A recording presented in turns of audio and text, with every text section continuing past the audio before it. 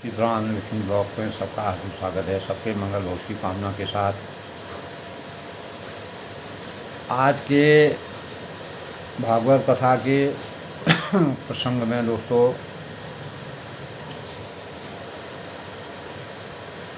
यानी परीक्षित जी ने जब वेद गर्भ और स्वयंभू ब्रह्मा ने नारद के प्रश्न करने पर उनसे यही बात कही थी कि जिसका स्वयं भगवान नारायण ने उन्हें उपदेश दिया था वही मैं तुमसे कह रहा हूँ।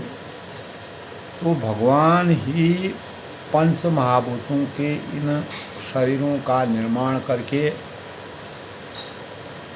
इनमें जीव रूप से शयन करते हैं और 5 ज्ञानेंद्रियाँ, 5 कर्मेंद्रियाँ और 5 प्राण और एक प्राण यानी 5 ज्ञानेंद्रियाँ, 5 कर्मेंद्रियाँ और 5 प्राण और एक मन, इन 16 कलाओं से युक्त होकर इनके द्वारा 16 विषयों का भोग करते हैं। तो वे सर्वभूतमय भगवान मेरी वाणी को अपने गुणों के अनुकूल कर दे। तो सुखदेव जी ने परीक्षित जी को इस प्रकार की सीख दी कि बड़े बड़े तपस्वी, दानी, यशस्वी, मनस्वी, सदाचारी और मंत्रवेता जो मंत्रों के ज्ञाता होते हैं, जब तक अपनी साधनाओं को तथा अपने आप को उनके चरणों में समर्पित नहीं कर देते तब तक उन्हें कल्याण की प्राप्ति नहीं होती। जब उन सर्वशक्तिमान भगवान श्री कृष्ण की बार बार नमस्कार करते हैं, वे ही इस भगवान ज्ञानियों के आत्मा में निवास करते हैं और धार्मिक के लिए धर्म मूर्ति हैं और तपस्वियों के लिए तपस्वरूप हैं। वे मुझ पर अपने अनुग्रह के प्रसाद की वर्षा करें। सुखदेव जी ने यही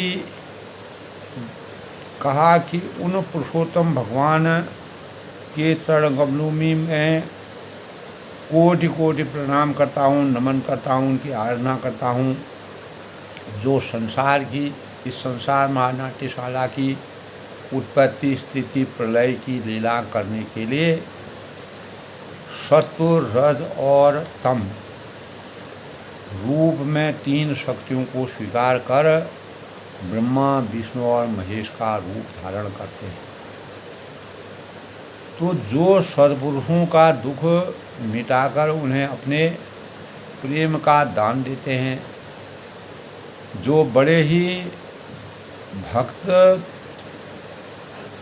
वत्सल हैं और जिनका कीर्तन, स्मरण, दर्शन, वंदन, स्वर्ण और पूजन जीवों के पापों को तत्काल नष्ट कर देता है, उन पुण्य कीर्ति भगवान श्री कृष्ण को बार बार सुखदेव जी कहते हैं कि मैं प्रणाम करता हूँ। तो ये कल के विषय की बात थी दोस्तों, यानी भागवत कथा में इस प्रकार का प्रसंग का हमने रहस्य का ज्ञान किया और आज के इसी क्रम के अनुसार दोस्तों जब भगवान ने सृष्टि के स्वरूप का चिंतन सुखदेव जी ने भगवान के द्वारा सृष्टि के सृजन, संहार, उत्पत्ति का चिंतन मनन करा तो सृष्टि का वर्णन उन्होंने कैसे किया। तब सुखदेव जी से नारद जी ने पूछा कि पिताजी, आप केवल मेरे ही नहीं, सबके पिता, समस्त देवताओं के श्रेष्ठ और सृष्टिकर्ता है, आपको मेरा प्रणाम है।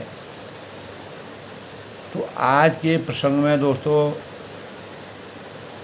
सृष्टि वर्णन के संबंध में नारद जी ने पूछा कि आप मुझे यह ज्ञान दीजिए जिससे आत्म तत्व का साक्षात्कार हो जाए।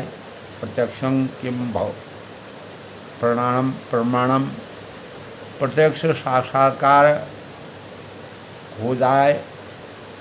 पिताजी, इस संसार का क्या लक्षण है और इसका आधार क्या है, इसका बीज क्या है, आप इसका तत्व बतलाइए। यह सारा संसार हथेली पर रखे हुए आंवले के समान आपकी ज्ञान दृष्टि के अंतर्गत है। जैसे मकड़ी अनायासी अपने मुंह से जाला निकालकर उसमें खेलने लगती है, वैसे ही आप अपनी शक्ति के आश्रय से जीवों को अपने में ही उत्पन्न करते हैं और फिर भी आप में कोई विकार और नहीं होता है। तो इस संसार महानाट्यशाला में, इस जगत में, इस सृष्टि में नाम रूप और गुणों से जो कुछ जाना जाता है, जिसका हमें वास्तविक ज्ञान होता है, उसमें मैं ऐसी कोई वस्तु नहीं देखता जो आपके सिवा और किसी में उत्पन्न हुई। यानी सर्वे गुणा संपन्ना की अभिव्यक्ति मैं आपके ऊपर देखता हूँ।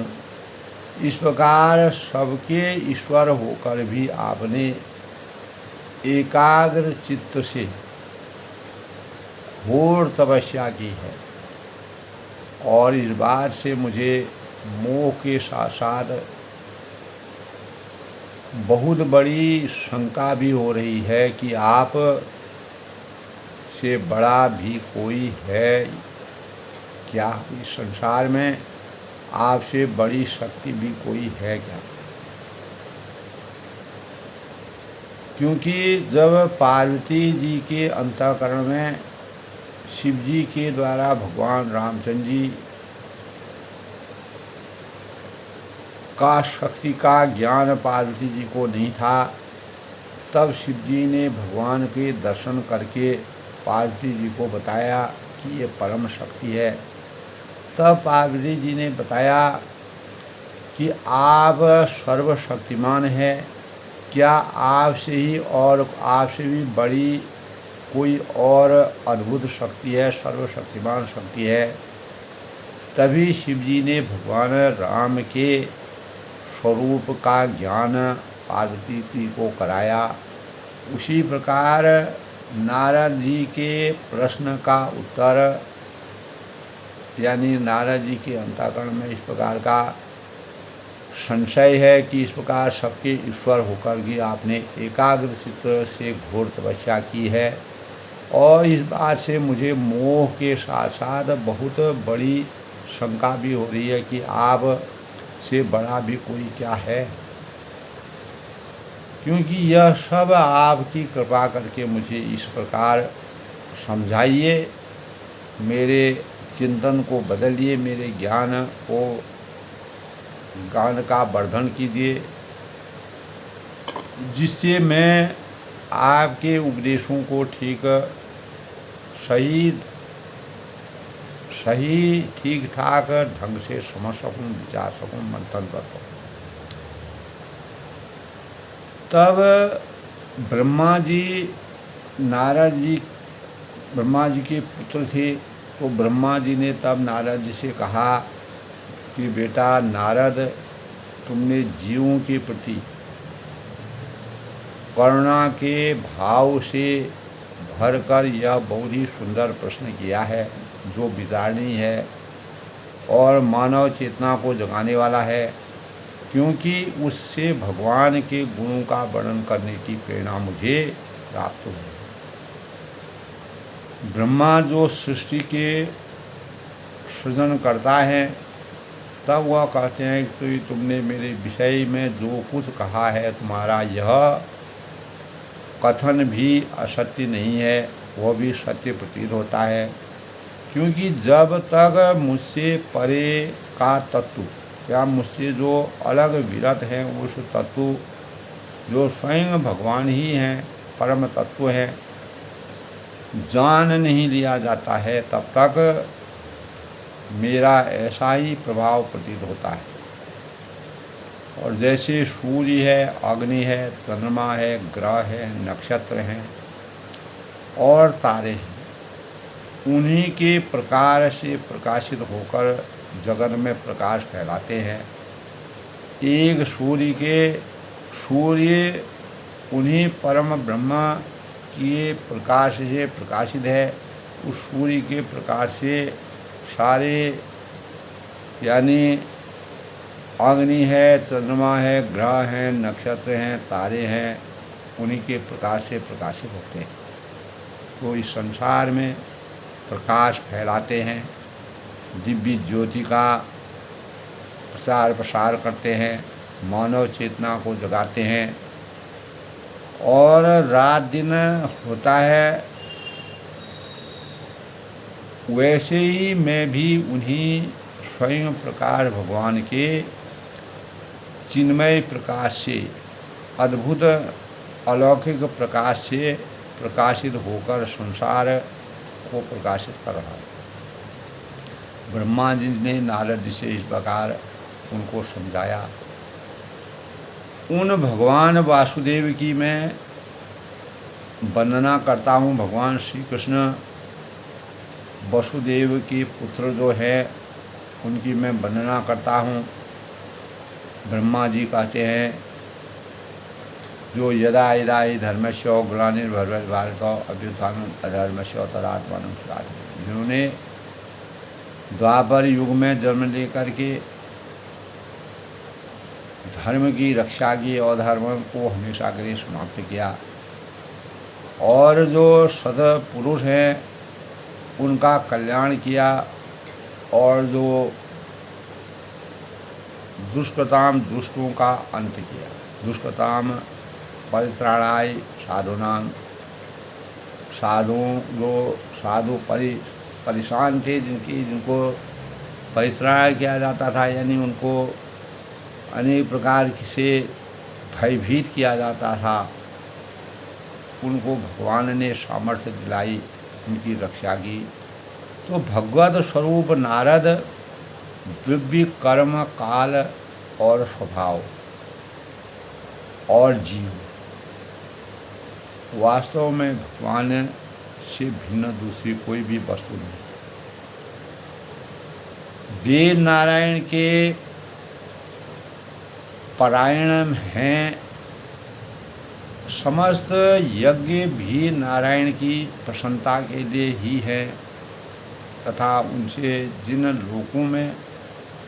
लोगों की प्राप्ति होती है, वे भी नारायण में ही कल्पित है। सब प्रकार के योग भी नारायण की प्राप्ति के ही हेतु है। सारी तपस्याएं भगवान नारायण की ओर ही ले जाने वाली हैं। ज्ञान के द्वारा भी नारायण ही जाने जाते हैं। समस्त साध्य और साधनों का जो पर्यवसान है, भगवान नारायण में ही है, और उन्होंने ही मुझे बनाया है, और उनकी दृष्टि से ही प्रेरित होकर मैं उनके इच्छानुसार सृष्टि रचना करता हूँ। ब्रह्मा जी ने कहा, सारे संसार के और मेरे भी एकमात्र स्वामी वही है। तो मायापति भगवान ने एक से बहुत होने की इच्छा होने पर अपनी माया से अपने स्वरूप में स्वयं प्राप्त काल, कर्म और स्वभाव को स्वीकार कर लिया। तो भगवान की शक्ति से ही काल के 3 गुणों में शोभ उत्पन्न कर दिया और स्वभाव ने उन्हें रूपांतरित कर दिया और कर्म ने महत्त्व को जन्म दिया। कर्मण्येवाधिकारस्तु मा फलेषु कदाचन। कर्म प्रधान विश्व राखा, जो जस करें तस फल पाए। तो महत्त्व का जो विकार हुआ वह अहंकार कहलाया, और जब हमको महत्व तो प्राप्त हो जाता है तो हमारा अहंकार बढ़ने लगता है, तो वही अहंकार कहलाया। और विकार को प्राप्त होकर 3 प्रकार का हो गया। उसके भेद हैं, यानी वैकारिक, तेजस और तामस। तो जब अहंकार उत्पन्न हो गया तो उससे जो विकार पैदा हुआ उसके 3 प्रकार हैं, वैकारिक, तेजस और तामस। जब तामस अहंकार में विकार हुआ तब उससे आकाश की उत्पत्ति हुई, और आकाश का गुण शब्द है। जब आकाश में विकार हुआ तब उससे वायु की उत्पत्ति हुई, उसका गुण स्पर्श है। वायु में भी विकार हुआ, उससे तेज की उत्पत्ति हुई। इसका गुण है रस, यानी जल के विकार से पृथ्वी की उत्पत्ति हुई। इसका गुण है गंध। तो वैकारिक अहंकार से मन की और इंद्रियों के 10 अधिष्ठात जो है, अधिष्ठात्र जो है, यानी देवताओं की भी उत्पत्ति हुई। तो तेजस अहंकार के विकार से ये 5 ज्ञानेंद्रियाँ, 5 कर्मेंद्रियाँ, 5 प्राण उत्पन्न हुई। सारी ज्ञानेंद्रियाँ रूप, बुद्धि और क्रिया शक्ति रूप प्राण भी तेजस अहंकार से उत्पन्न हुए। तो श्रेष्ठ महान जो ब्रह्म चित्त हैं, ब्रह्मवित हैं, जिस समय ये पंचभूत इंद्रियां, इंद्रिय, मन और सत्व आदि तीनों गुण परस्पर संगठित नहीं थे, आपस में संगठित नहीं थे, तब अपने रहने के लिए भोगों के साधन रूप शरीर की रचना नहीं कर सके। तो जब भगवान ने उन्हें अपनी शक्ति से प्रेरित किया, तब से तत्व परस्पर एक दूसरे के साथ मिल गए और उन्होंने आपस में कार्य कारण भाव स्वीकार करके व्यष्टि और समष्टि रूप पिंड और ब्रह्मांड दोनों की रचना की। बड़ा गूढ़ रहस्य है दोस्तों। तो ब्रह्मा जी ने नारद जी को किस प्रकार से तत्व ज्ञान की और जीव की गूढ़ रचना का वर्णन कराया, इस संसार महानाट्य में जीव की उत्पत्ति का कारण बताया। तो वह ब्रह्मांड रूप अंडे के रूप में एक सहस्त्र वर्षों, हजारों वर्षों तक निर्जीव रूप में, यानी जिसमें जान नहीं है, जल में पड़ा रहा। फिर भगवान ने उसे जीवित कर दिया। जिस प्रकार हजारों वर्षों तक गौतम मुनि की पत्नी अहिल्या एक शिला के रूप में अवतरित हो गई और वह निर्जीव हो गई। भगवान के स्पर्श से जब वह श्रापित थी तो वह एक नारी बन गई। उसी प्रकार भगवान ने उसे जीवित कर लिया। उस अंडे को फोड़कर उसमें से वही विराट पुरुष निकला। ब्राह्मण इस विराट पुरुष का मुख है। भागवत कथा का अगर हम सूक्ष्म रहस्य देखते हैं तो ब्रह्मा जी नारद जी को किस प्रकार से समझाते हैं। इसलिए नारद जी तीनों लोगों के ज्ञाता मर्मज्ञ थे। और विराट पुरुष निकला तो ब्राह्मण इस विराट पुरुष का मुख था। भुजाएं क्षत्रिय हैं, जांघों को वैश्य और पैरों को शूद्र उत्पन्न हुए। पैरों से लेकर कटी पर्यंत सातों पाताल तथा भूलोक की कल्पना की गई। नाभि में यानी भूलोक की हृदय में स्वलोक की और परमात्मा के वक्षस्थल में महलोक की कल्पना की गई है। ब्रह्मा जी इस प्रकार से नारद जी को उनका ज्ञान वृद्धि करते हैं। उसके गले में जनलोक, दोनों स्तनों में तपोलोक और मस्तक में ब्रह्मा का नित्य निवास स्थान सत्यलोक। उस विराट पुरुष की कमर में अतल और जांघों में वितल और घुटनों में पवित्र सुतल लोक और जंघाओं में तलातल की कल्पना की गई है। तो एड़ी के ऊपर गांठों में महातल और पंजे व एड़ियों में रसातल और तलुओं में पाताल समझना चाहिए। इस प्रकार ब्रह्मा ने कहा नारद जी से कि विराट पुरुष सर्वलोकमय है।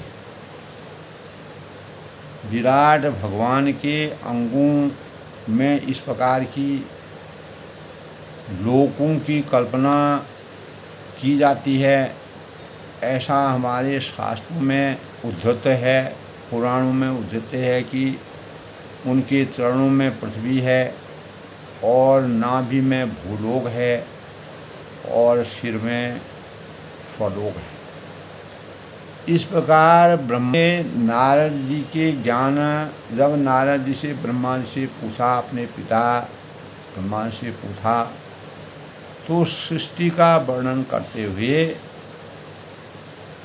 ब्रह्मा जी ने नारद जी को ज्ञान को किस प्रकार से विचार करके, मंथन करके पूर्ण स्वरूप का वर्णन किया। तो केवल तभी उन्होंने कहा कि केवल मेरे ही नहीं, सबके पिता समस्त देवताओं के श्रेष्ठ एक सृष्टिकर्ता है। आपको उन्हीं को वह ब्रह्मा प्रणाम करते हैं और ज्ञान देने के लिए आत्मतत्व का साक्षात्कार जब हो जाता है तो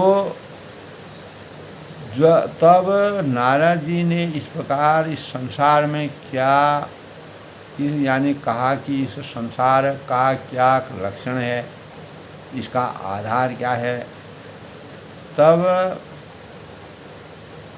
ब्रह्मा जी ने कहा कि तुमने जीवों के प्रति करुणा के भाव से भरकर यह बहुत ही सुंदर प्रश्न किया है, क्योंकि इससे भगवान के गुणों का वर्णन करने की प्रेरणा मुझे प्राप्त हुई। तो आज के प्रेरणादायक विषय में दोस्तों, भागवत कथा में आज नारद जी और ब्रह्मा जी के प्रसंग का जो रहस्यमय वर्णन है, उसका सूक्ष्म चिंतन मनन हमने किया है। कल फिर नए विषय से मिलते हैं। तब तक मैं सबका अभिनंदन करता हूँ, स्वागत करता हूँ। इसी प्रकार भागवत कथा का श्रवण करते रहें। ज्ञान वृद्धि का सबसे बड़ा हमारे भागवत कथा का रहस्य क्या है?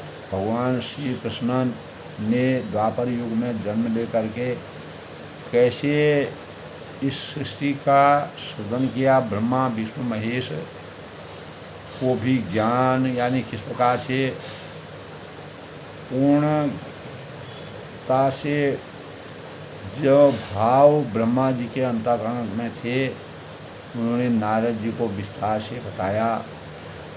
तो अपनी वाणी को विराम देते हुए दोस्तों, आज के प्रसंग में इतना। कल फिर मिलते हैं। तब तक के लिए सबका अभिनंदन, सबका स्वागत।